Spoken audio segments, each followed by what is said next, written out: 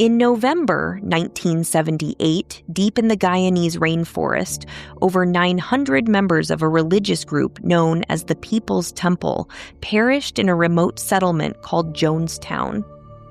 Led by a charismatic preacher, the event unfolded amid claims of coercion, cyanide, and external pressures, sparking questions about whether it was mass suicide, murder, or something orchestrated from the shadows.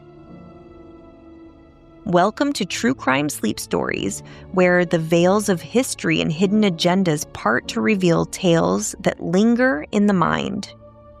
Tonight's episode delves into the Jonestown Massacre, a tragedy tied to the People's Temple and its leader, Jim Jones, with layers of conspiracy adding to the enigma. Settle in, let the evening unfold, and trace the path of this haunting chapter. Power, when wielded by a charismatic figure, can become a dangerous elixir for those seeking refuge from life's hardships. In times of personal or societal turmoil, poverty, discrimination, or disillusionment, people often yearn for a savior to offer purpose and belonging. Jim Jones mastered this manipulation, presenting himself as a beacon of hope to those battered by the world's woes. His early sermons in Indianapolis promised racial equality, community, and salvation, drawing in the marginalized with visions of a better life. By blending Christian rhetoric with socialist ideals, he tapped into the vulnerabilities of his followers, many of whom were African Americans facing systemic racism or families struggling in poverty. Jones's charisma, coupled with staged miracles like faith healings, created an illusion of divine authority, binding followers to his will. This psychological grip, built on promises of solace, set the stage for control, coercion, and ultimately tragedy, as devotion turned to blind obedience in the jungles of Guyana. James Warren Jones was born on May 13, 1931, in Crete, Indiana, a small rural town during the Great Depression. His father, James Thurman Jones, was a disabled World War I veteran, and his mother, Lynetta Putnam Jones, worked various jobs to support the family. Jones grew up in poverty, often neglected, and developed an early fascination with religion and death, attending local churches and holding mock funerals for animals.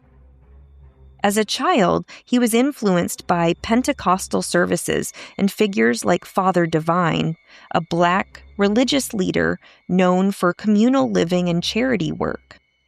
Jones later claimed divine inspiration, preaching to neighborhood children and aspiring to become a minister. In 1951, Jones moved to Indianapolis, where he attended Indiana University and Butler University part-time while working as a hospital orderly.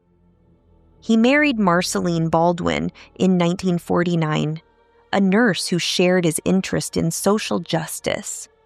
Jones began preaching in local churches, emphasizing racial integration and equality during a time of segregation.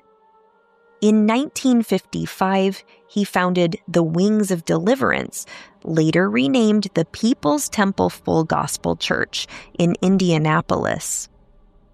The group focused on helping the poor, providing food, clothing, and medical care, attracting a diverse congregation, including many African Americans disillusioned with traditional churches. By the early 1960s, Jones's paranoia grew, fueled by fears of nuclear war after reading an Esquire magazine article listing safe places from fallout.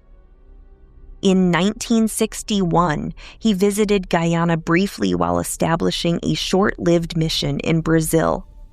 In 1965, he relocated the People's Temple to Redwood Valley, California, with about 140 followers, believing it a safe haven. The group incorporated as the People's Temple of the Disciples of Christ in 1965, affiliating with the denomination in 1960, and Jones was ordained in 1964. In California, the temple expanded, opening branches in Ukiah, San Francisco, and Los Angeles, drawing thousands with Jones's staged faith healings and messages of socialism wrapped in Christian rhetoric. Jones's leadership style became increasingly authoritarian. He demanded loyalty, separating families, encouraging members to inform on each other, and using public humiliation and physical punishments. He claimed to be a reincarnation of figures like Jesus and Lenin, promoting apostolic socialism.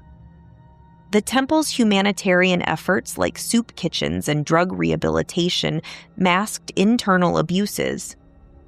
By the 1970s, Jones had political influence in San Francisco, supporting Mayor George Moscone's 1975 election and earning appointments to city commissions. However, defectors' stories of coercion and abuse led to media scrutiny, prompting Jones to accelerate plans for a remote settlement. In 1974, the temple leased over 3,800 acres in northwestern Guyana, near the Venezuelan border, retroactively approved in 1976. Jonestown was envisioned as a socialist utopia, free from U.S. interference. Construction began, and by 1977, amid growing investigations, Jones and hundreds of others relocated there. The population peaked at around 900 in 1978. Life in Jonestown involved long work hours in fields, inadequate food, and constant surveillance. Jones broadcast paranoid sermons over loudspeakers, staging white nights, mock suicide drills to test loyalty. His health declined due to drug abuse, including amphetamines and sedatives, exacerbating his delusions of government persecution. Tensions escalated in 1978. Defector Deborah Layton Blakey escaped in May, providing an affidavit detailing abuses, food shortages, and suicide rehearsals. Concerned relatives, a group of former members and families, lobbied U.S. officials. A custody battle over John Victor Stowen, a child Jones claimed as his own, intensified scrutiny.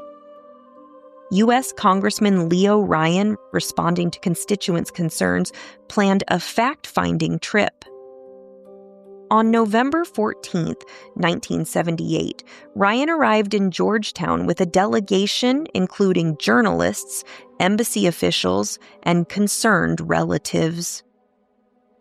On November 17th, Ryan's group visited Jonestown, initially greeted with staged hospitality, meals, entertainment, and testimonials.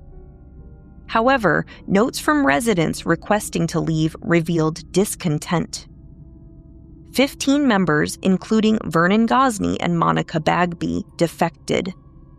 On November 18th, as Ryan prepared to depart with the defectors, more joined, totaling about 16.